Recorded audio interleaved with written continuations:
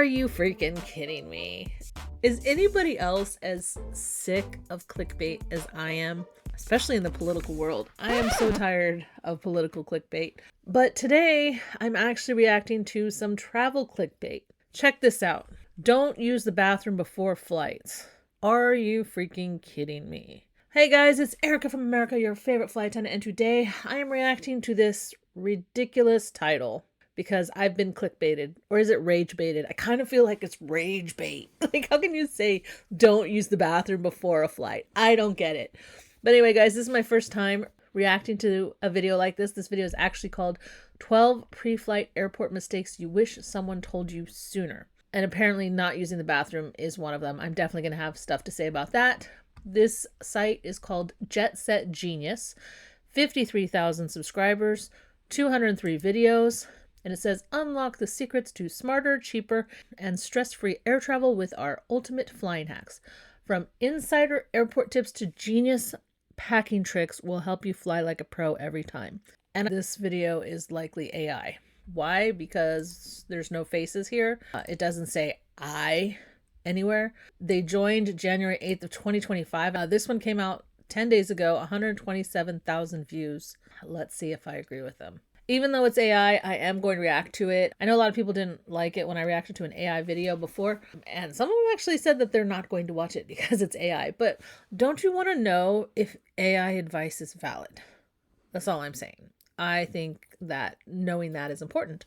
Basically, AI advice is an accumulation of whatever is the most common thing that's being said out there. Somebody has taken it, turned it into a script, probably had some pictures inserted, but let's see what the script says. Most travelers think they're prepared for takeoff, but even seasoned flyers forget the critical things you should never do before a flight. And some of these mistakes, they can ruin your trip, trigger delays, or even get you flagged by airport security. In this video, we'll expose the things you must avoid before flying, because what you don't know can cost you. Putting your passport and cash in a small pouch might feel smart, but that tiny bag could cause huge problems. Think about it. You've already got a backpack and a carry-on. Now you're juggling a third mini bag with your most important items? Bad move. Small bags are easy to misplace, hard to track, and even easier to steal. Lose your backpack? There's a good chance it'll get noticed and turned in. Lose a tiny pouch? It disappears without a trace. Thieves love them too, because they can slip one into a pocket, no questions asked. And if that pouch holds your passport and boarding pass, you're not flying anywhere, so don't risk it. Keep your critical documents in a secure pocket, zipped, close to your body, and always within reach. One slip, and your entire trip could vanish with that tiny bag. I agree and I disagree with that. I agree that it's not good to take a third small bag. One of the most common things that I see passengers leave behind at the gate, meaning that they've boarded the plane and they've sat down and the door is still open. The most common thing I hear is, oh no, I left my purse or my wallet or my cell phone at my seat. The cell phone pretty much gets noticed immediately. Sometimes the wallet doesn't get noticed until mid-flight or at the end of a flight. And same thing sometimes with a purse. Here's my horror story with my purse that happened not this year, but last year. So last year I started carrying this. This is basically just a phone wallet. But my horror story was I had gone to headquarters for training. And by headquarters, I mean my company's headquarters. Every year a flight attendant has to go back to retrain and reprove that we can be flight attendants and that we know how to do all of the things that we never do, like fight terrorists and put out fires, stuff like that. So I had gone back and I had started carrying this around. And the sheer terror of carrying this around was overwhelming because I would put it in the overhead bin with my bags, and sometimes I would remember to tuck it into my bag and sometimes I wouldn't. Sometimes I would walk away and then not realize it was still in the overhead bin and I'd run back to get it. When I went back to headquarters last year for requalification, I accidentally set it down in a chair in the lobby and got into an Uber and made it all the way to the airport before I realized I didn't have it. Then I had to pay $50 to the Uber driver who had taken me to the airport because I realized I was missing it when I got to the curb of the airport. I had to pay him $50 to take me back to headquarters, which was only a few miles away, and then back again so that hopefully I could make my flight in time. That was the worst. After that, I said no more this got retired. That was a nightmare. This kind also is a nightmare. It's a little bit bigger and you would think, oh, I'll remember that, but it's a little bit harder to fit into bags. So I wouldn't necessarily do that. I also would not, hear me out, I would not zip it into a jacket pocket. And the reason for that is because you don't know if you're going to be hot or cold on the plane. One of the most common things people leave on the plane is their jacket. And a lot of times they don't realize they left their jacket on the plane until they're already outside of security. And at that point, the plane might be gone. Most of the time we catch it, we try to give it to the gate agent.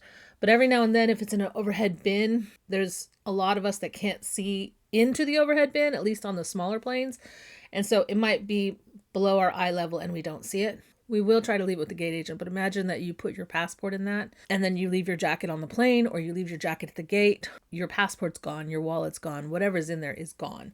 A much better option. You're less likely to lose a backpack because you're going to put this on top of your bag, just straight up. And what I do with my backpack is I have this hidden zipper back here. That's where I stick my passport on my bag. I have a pocket just like this, a little nondescript pocket that I don't think about, I never touch. That's on my regular bag as well.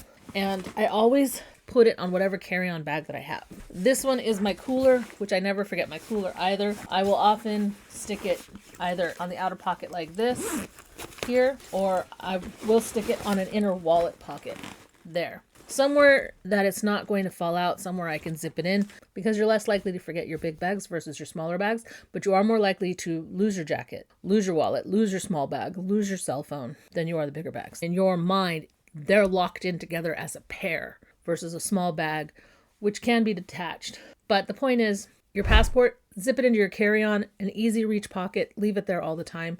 You'll give yourself much less of a headache. Most travelers skip online check-in thinking, I'll deal with it later. But that small delay could cost you your seat. Here's the harsh truth. Airlines overbook flights all the time. And if you show up without checking in ahead of time, you're the easiest person to bump. True. Online check-in sends a clear message. This passenger is confirmed, committed, and already on the radar. And it's not just about security. You get better seat choices, earlier boarding, and sometimes even bonus perks.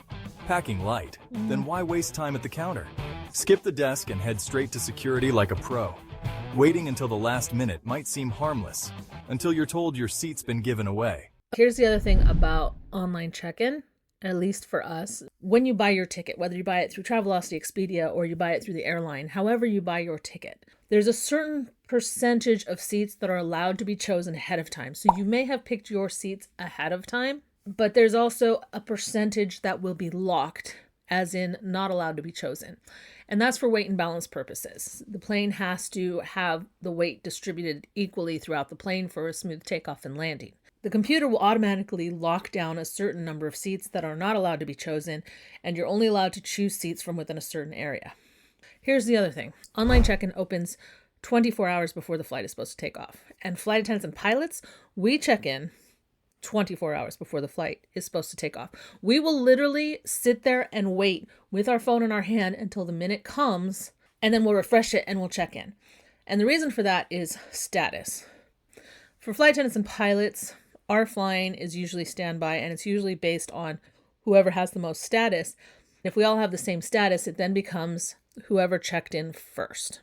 And the airline does this with everything. Whoever checks in first gets the priority. So you want to check in as close to 24 hours as you can to be able to pick the seats that you want to pick. You'll have the most options open and available to you.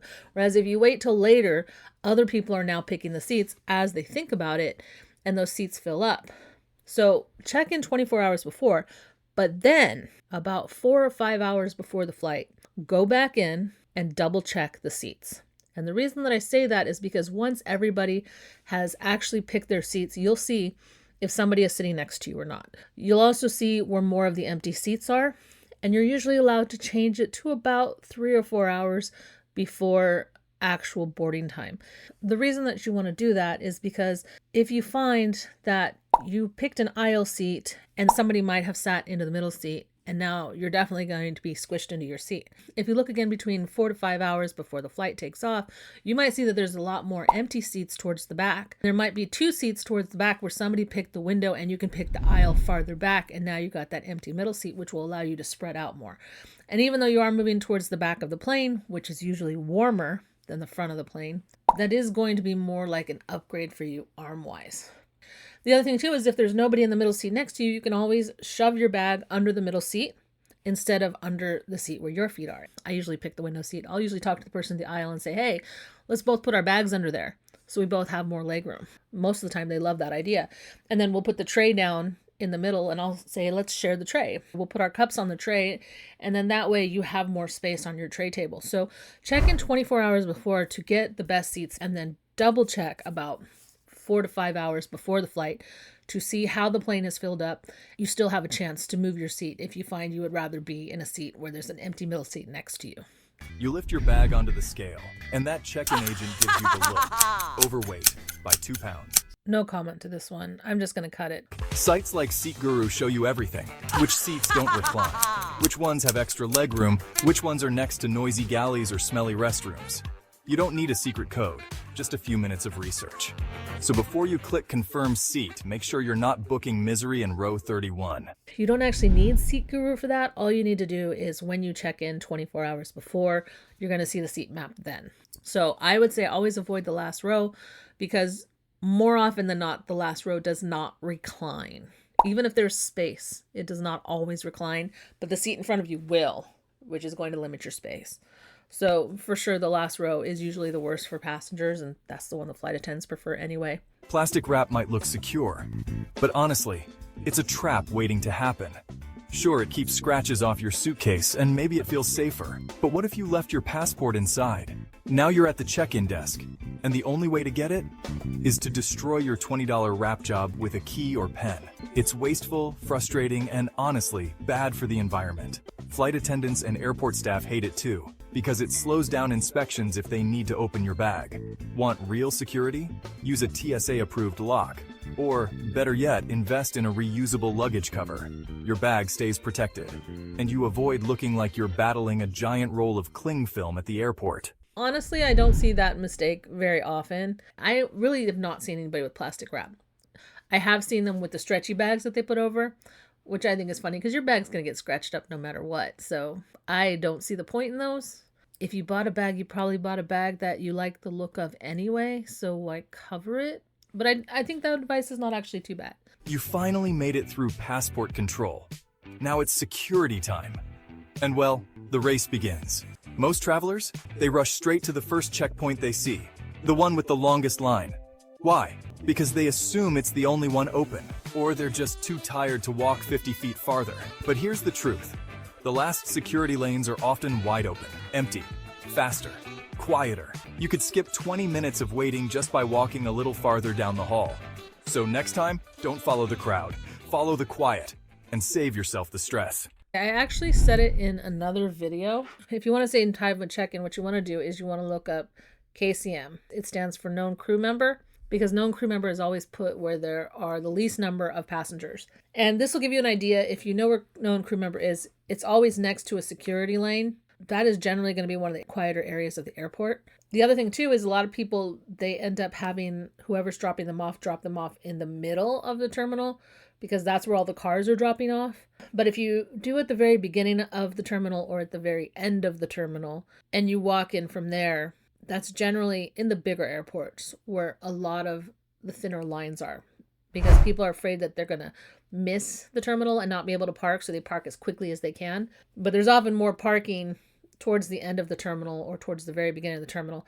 And you may have to walk a little bit farther, but if you have them drop you at the beginning or the end of the terminal in a car, you're going to walk in and be right there closest to security in the bigger airports. In the smaller airports, security is centralized. Generally, on one side, you might have baggage claim. On the other side, you might have the check-in desks, or you might have check-in desks on both sides, and then you end up going to the middle through security. At that point, there's nothing you can do. But that's my tip for that. You know the rule, 3.4 ounces or less. All liquids in a clear, resealable bag. So why do so many people still get flagged at security? Somebody asked me not that long ago how I was able to take soup through security. And I said, well, I'm a flight attendant, so they allow us a bigger size than they would allow passengers. I also have gel packs that I keep inside of my coolers. And somebody had asked me, are you allowed to take gel packs through TSA? as a passenger. And so I actually went and I asked a TSA agent, hey, can regular passengers bring that through? And he said, yeah. And they can also bring through their water if they freeze it. If it's frozen, it doesn't matter how much liquid you take because explosives don't freeze. So if there's something that you're thinking you want to take with you and you want to take more than what the limit is, you might want to freeze it. I don't know how frozen shampoo would do, but the point is that explosives don't freeze, so they're most likely to look the other way if you bring something frozen through. You made it through security, finally. So now it's time to relax. Most of the airports that I go to don't have a lot of duty-free stuff. I think that's more international than regional. I'm just going to cut that tip out right now. It always starts with a little voice. Let's try something adventurous before the flight. Ignore that voice. Trying exotic dishes right before takeoff is a rookie mistake. Yeah. Your stomach has no idea how it'll react to new spices or rich ingredients, and a cramped airplane cabin is the worst place to find out. Here's why it gets worse. At cruising altitude, cabin pressure drops, and when that happens, gas in your stomach expands. Translation: indigestion, bloating, and the constant urge to unbutton your jeans. Even simple meals can backfire if they're too salty, greasy, or foreign to your gut. If you want to stay comfortable, eat something safe and familiar, or stick to foods that fight bloat, like turmeric, potatoes, or pineapple. The plane's already uncomfortable.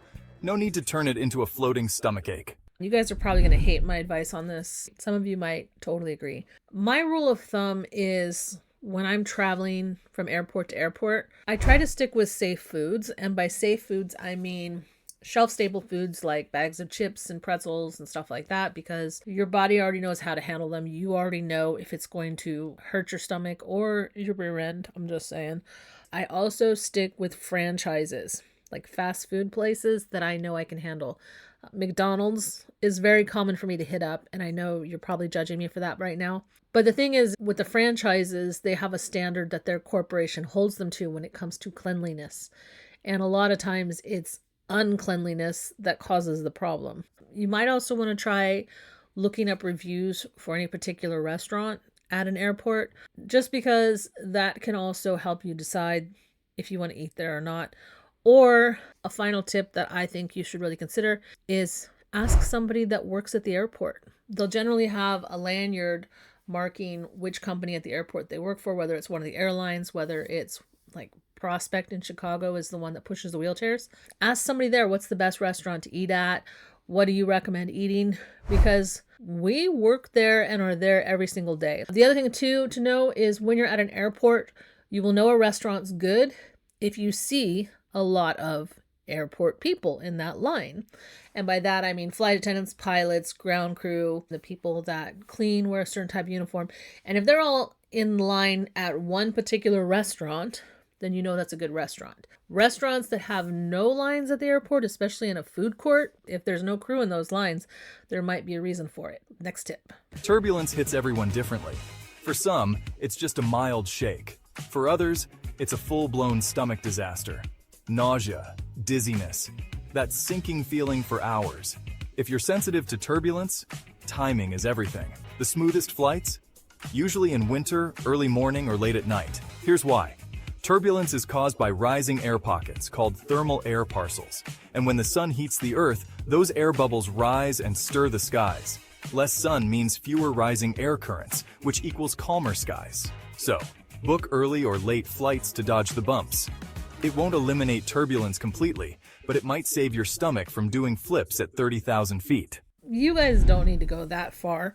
Every season has its own issues, and you're going to need to fly when you need to fly. Specifically, waiting until a certain season to fly is not going to be what saves you from turbulence. The best advice for being saved from turbulence is where you pick your seat. Okay, so imagine this is a plane. These are the wings, right? Body of the plane, tail, nose, wings. Most planes shake like this, like here's the wings, or they shake like this, like they're a disc. And the wings are the centering point of the plane. So if you're prone to nausea at all, you want to get as close to the wings as you possibly can. And you even want to go before the wings a bit. I went around and I asked a bunch of flight attendants that flew different planes from different airlines, and they all generally agreed that the tail of the plane shakes the hardest. On the 170s and the 175s that I'm on all the time, I often have to call the pilots and say, hey, turn on the turbulence sign back here. And I actually had one pilot once tell me, well, it's fine up here. And I said, yeah, but we're getting thrown around back here. And he said, dispatch didn't say anything about turbulence. And I said, I get that, but we're being thrown around. Can you please turn on the fasten seatbelt sign? And he said, let me call dispatch, and hung up on me. And then 5 minutes later, finally turned the sign on while we were getting kicked around in the back. That's how much the pilots don't feel it in the front. So the closer you get to the front or the closer you get to the wings, the more likely you are to not have to experience turbulence. Jet lag hits 93% of flyers, and yet most travelers do nothing to stop it. First step, change your watch to the local time before you land. This helps trick your brain into adjusting early. Next, split your sleep. Nap for half the flight, then stay awake the rest. Stay hydrated like it's your job. And if you really want to fight fatigue, snack on water-rich foods like watermelon, cucumbers, or strawberries. No one wants to land in paradise feeling like a zombie. So prep your body before touchdown. I think that depends on how far you're going. I think most people can't help but fall asleep or not fall asleep on a plane. It's just who they are. But let's say you have more than 7 or 8 hour time difference, then you do want to try to sleep on the plane as much as you can. You're not going to sleep very well. It's not going to be deep sleep. And then when you get there, you want to stay awake all day long, and then try to wait until at least after 6 p.m. before you go to sleep. And you will probably crash out for 8 to 10 hours and wake up on their time. For regional flights, the time difference is 2 to 3 hours. The best advice that I can give you, and I told my mom this once, is you cannot act like you are still in your home state when it comes to time. Like my mom, whenever she comes to Chicago to visit us from California, she would wait until she was hungry to eat. So she wouldn't eat until like 10 o'clock here, because she tends to eat at like 7 or 8 o'clock in California, and it's a 2 hour time difference. And then she would get more energy and she'd be awake all night, and that's also a recipe for gaining weight. She would also sleep in earlier, and then the days would be shorter, and you basically have to adjust your sleep. Get up when you would normally get up in your home state, but do that in the new state's time. I would just say that as whatever time zone you're in, act like that time zone is your home time zone, and that's going to get you used to jet lag faster. This tip I'm cutting because I just disagree with it. He's saying the window seat is coldest. It's not really the coldest, and in the summer it can even be the hottest. You've just buckled in. The plane's rolling toward takeoff, and the flight attendant hands you a hot drink. Sounds nice, right? Coffee, tea, it feels like first-class treatment. But before you take a sip, there's something you really need to know. That hot water? It usually comes from tanks that rarely, and I mean rarely, get properly cleaned. And it's not just rumors. Actual studies show that airplane water is kind of disgusting. We're talking E. coli, staph, and bacteria you definitely don't want floating in your tea. So what should you drink instead? Easy. Bottled water or sealed juice only. If it's sealed, it's safe. And way more refreshing than mystery tank water. Hydration's important, but not at the cost of gulping down germy water. So do yourself a favor. Go sealed, stay safe. Dirty water on a plane. What do I have to say about that? As far as I know, the planes get tested every 6 months to a year to see how dirty the water is. And yes, it is all on one system on most of the planes. It's the same system that puts water into the bathroom sink, that goes into the coffee machine and the hot water spigot. They do tell you not to drink the water from the bathroom, but they don't say that from the coffee pots because that water does get boiled. Now, I do know a lot of flight attendants and pilots who will never, ever, ever drink the coffee because of that, because they're very paranoid about germs. But I also know a lot of pilots and flight attendants who drink coffee and tea every single flight and have never had a problem, and they brag about never having had a problem, and they think that it makes their stomach and their immune system that much stronger. It's up to you. If you are a germaphobe and you're thinking, ooh, gross, I don't want to worry about that, here is a simple solution to this. So these are rechargeable travel mugs, battery-powered heated coffee mug, great for coffee. Think of it this way. You can ask the flight attendant for a bottle of water, or you can even ask them to fill this with fresh bottled water, and then you can press the button and heat it up yourself. But you can't get heated travel mugs. I wouldn't get one with the base because then you have to worry about the base. But I would get one that allows you to heat the water up, and they could be called travel kettles or travel cups like this. I will link a couple of these less expensive ones in case you are interested in that. That's one thing you could do. But an even cheaper option is to grab a water bottle that is basically hot for at least 8 hours and cold 24 hours. When I'm actually at work, I use a thermos like this that attaches to my bag. What you want to do is you can grab one of these mugs, and I always go at least 24 hours cold. I know there's a lot out there that say 48 hours cold, but I have yet to find a mug that says 48 hours cold that actually does it. It's usually 24 hours cold, which is fine with me because I just need to get to the hotel room for the night. So I'll put milk in there with some ice and it'll keep it cold all day. But the other thing is it keeps it hot. When you're at an airport, you can take this up to any restaurant and you can ask them to put hot water in it for free. And that will be cleaner. So if you're paranoid at all about the water on the plane, grab one of these thermoses that are hot for at least 8 hours, or grab one of these cups and thermoses that charge for 24 hours. My best recommendation, if you're going to get a thermos like this, is you want something with a handle on it like this. My favorite are the braided handles like this.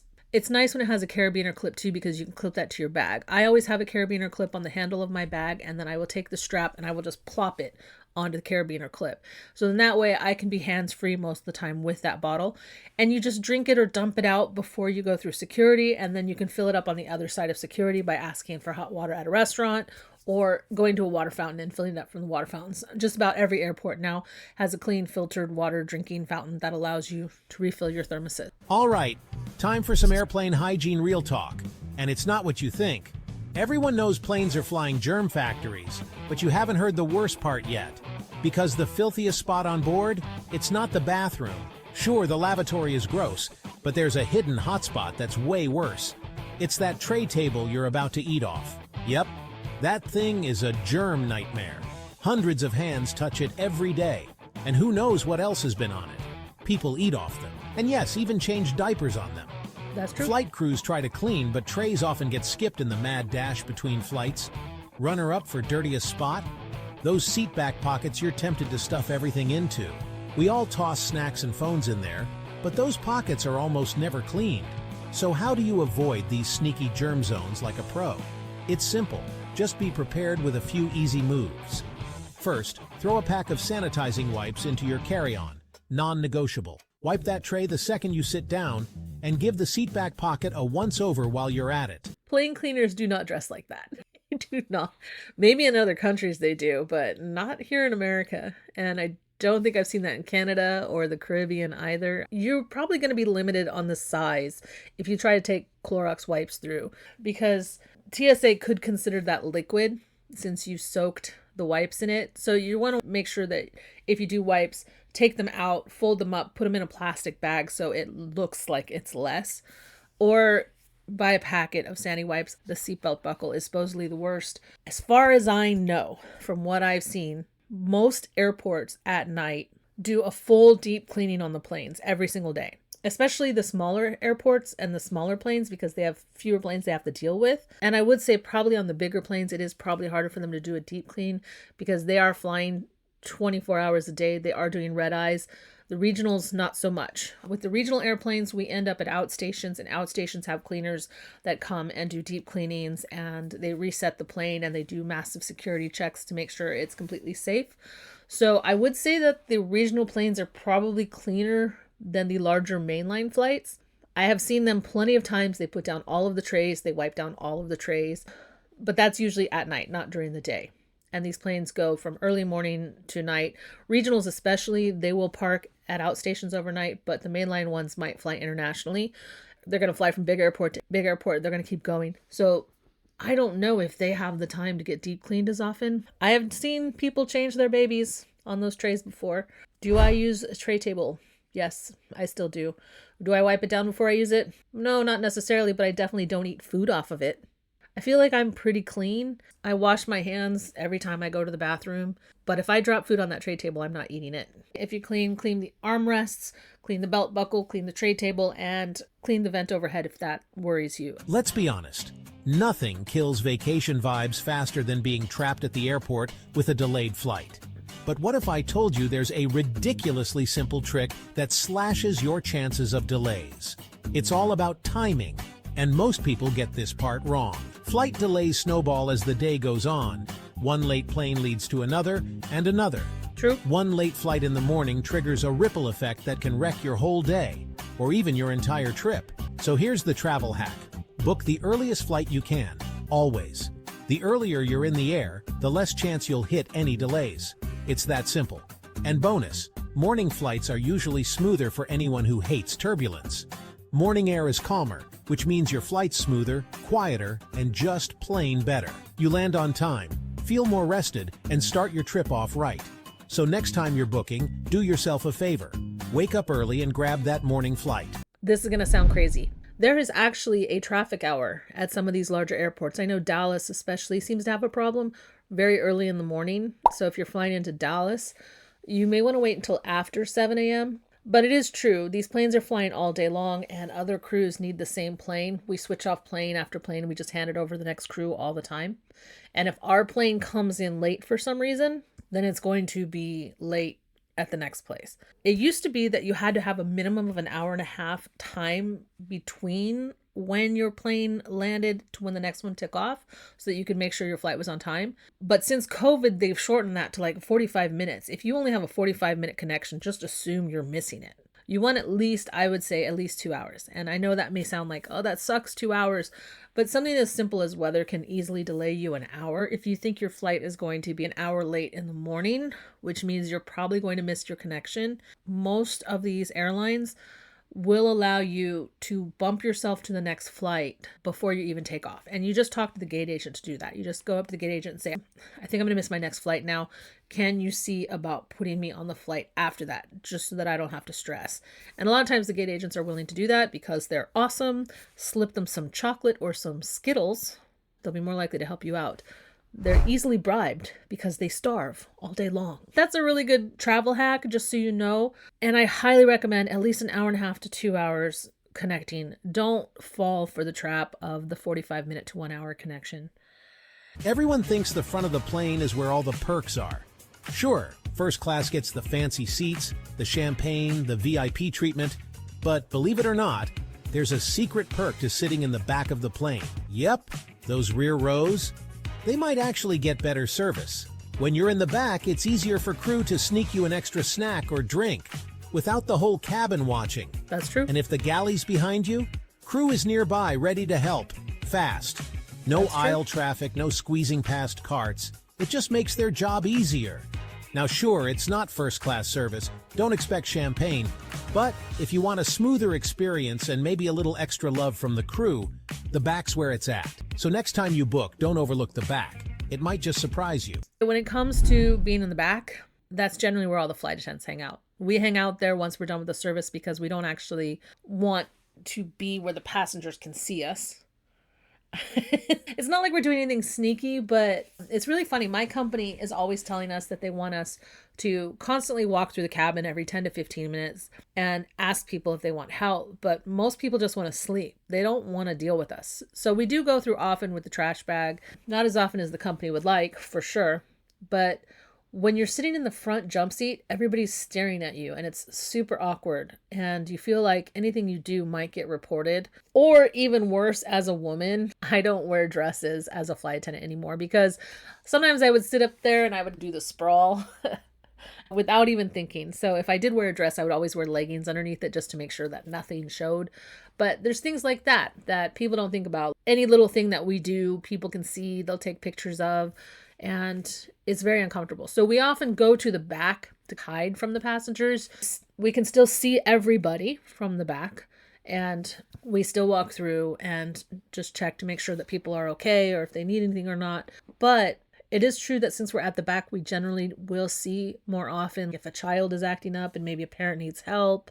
We see if somebody has trash and it's on their tray table. The other thing too is if it's a really big plane, a lot of times we might start serving from the back. If it's going to be really bumpy and we know we don't want to take the cart out, we might take out the tray, and a lot of flight attendants will start serving from the back and then they'll just keep going row after row after row. Whereas the flight attendant in the front will help first class and then they might start from the front. The other thing too, if you do want extra service, most rows that have extra legroom on most of the airlines, as far as I know, do offer free alcohol. So even if you're not in first class, a lot of times if you're in the exit row, that's free alcohol. If there's a little extra writing above your seat, next to your seat number that says business class plus, main cabin extra, or something like that, that's usually free alcohol. So that's good service also. But the question is, how much do you want to be bothered by the flight attendants?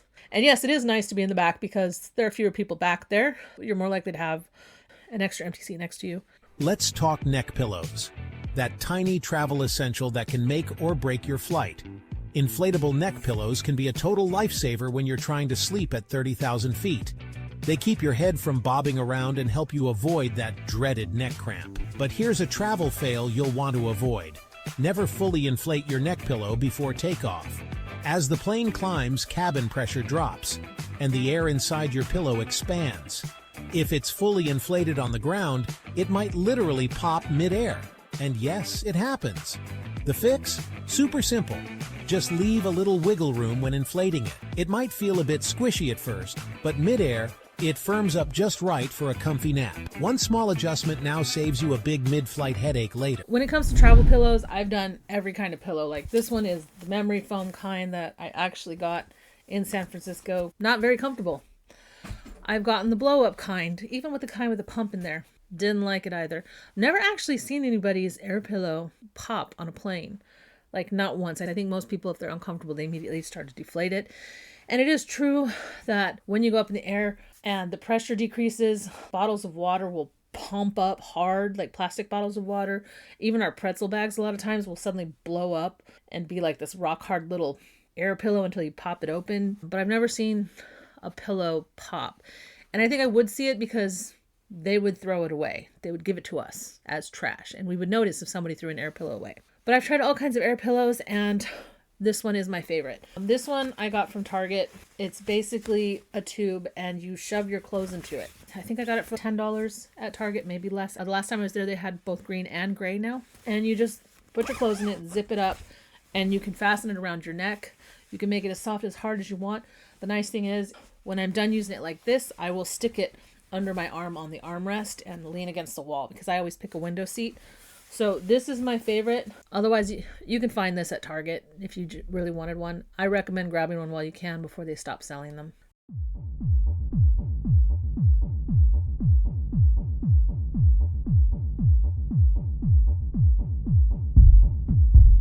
Let's face it, airplane food is, well, not winning any awards. I think that might be a bigger plane problem instead of a little plane problem. That sounds more like an international flight thing. But I found more often than not that people don't tend to necessarily like the vegetarian options, so I kind of disagree with that one. Okay, I'm just going to end it there. I did cut quite a few of the tips out. And did I not say it? The clickbait. The clickbait. The whole video said, don't use the bathroom. I will say it real quick right now. Always use the bathroom before you get on the plane. Why? Because the people in the airports clean those bathrooms on the hour, pretty much every single hour. I would much rather use an airport bathroom versus a Walmart bathroom. The Walmart bathrooms freak me out. Even Target bathrooms can be gross at times. But an airport bathroom is always spotless because people are always going there. As far as the airplane bathrooms, those get wiped down and sanitized between every single flight. The cleaners come in and they will try to clean up the rows and the aisles as quickly as they can, but they spend a little extra time on the bathroom every single time, wiping it down, cleaning the floor, cleaning the toilet, cleaning the sink. So yes, they are cleaner, and there's fewer number of people that would use that bathroom versus an airplane bathroom. If you find that you have to board and you haven't used the airport bathroom, immediately head back to the bathroom and go use it during the boarding process. About 10 to 15 minutes before departure time, everything will get nice and quiet. Everybody will have been sitting down. But if you do get in there, that is when the bathroom is the cleanest. If you wait until after the door closes, you might be stuck on the tarmac for an hour and a half, 2 hours, depending on how weather is. And they won't let you get up to use it then. And here's the other thing. I have been on planes with one bathroom where the bathroom was broken. And these are smaller regional airlines. Those planes, when maintenance can't get to them, are usually cycled through to the shorter flights. It's supposed to be, I believe, 45 minutes or less. The problem with that, again, is if you're sitting on the tarmac for a long time, waiting for takeoff or waiting for your gate to open after you've landed, and you can't use that bathroom, that's a nightmare. So make sure you always, if you can, use the bathroom in the airport. I hope you guys liked my advice, my reaction to these tips. I am still working on the how to sleep like a flight attendant video. Part 1 is almost done. Hope to have it up by next week. If you guys want to see that, make sure you hit the subscribe button and the notification bell. And if you like this, hit the like button so I know that this is the kind of content you like, or give me your comments below, things you want me to react to, questions you have. I love it. Give it to me. I do answer your comments right now because I'm still small enough to be able to answer it. So thank you guys for watching, and I will see you in the next video. Ciao!